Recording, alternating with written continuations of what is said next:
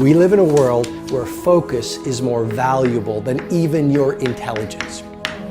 How many hours a day you waste, or how many hours a week you waste. And the classic answer is something like 4 to 6 hours a day. You know, inefficient studying, watching things on YouTube that not only do you not want to watch, that you don't even care about, that make you feel horrible about watching after you're done. That's probably 4 hours right there. You know, you think, well, that's 25 hours a week, it's 100 hours a month, that's 2.5 full work weeks, it's half a year of work weeks per year. And if your time is worth $20 an hour, which is a radical underestimate, it's probably more like 50 if you think about it in terms of deferred wages. If you're wasting 20 hours a week, you're wasting $50,000 a year. If you look at many of the most creative and productive people on the planet, they are doing and working in such vastly different ways. Because if you want to achieve the results only 5% achieve, you've got to think and produce and behave like only 5% of the people on the planet. And the best people on the planet in terms of creativity and productivity are not spending their finest hours addicted to distraction. They are doing work that matters. They're not doing fake work, they're doing real work.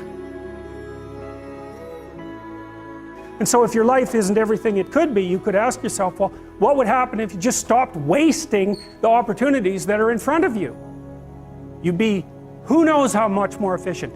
10 times more efficient, 20 times more efficient. That's the Pareto distribution. You have no idea how efficient people get. It's off the charts. It's a constant storm to try to figure out what you're about, and you change. At 26, you're all about the hustle, you're gonna be a billionaire, this and that, and then you go to the bar one night and you fall in love.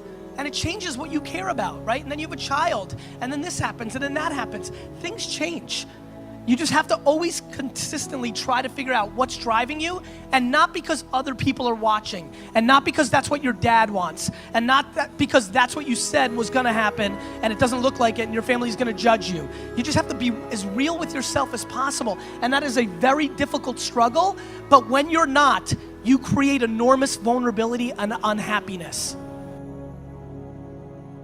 A lot of us get to work and we spend our best hours on our least important activities. We get to work and we start checking our social feed. We get to work and we check our text. We get to work and we chit chat at the water cooler about the latest TV show that we watched last night. And research has shown that the morning hours are when you have the most focus, when you have the most energy, and when you have the most willpower. And so you want to use that first 90 minutes, you know, that is game time, that's show time.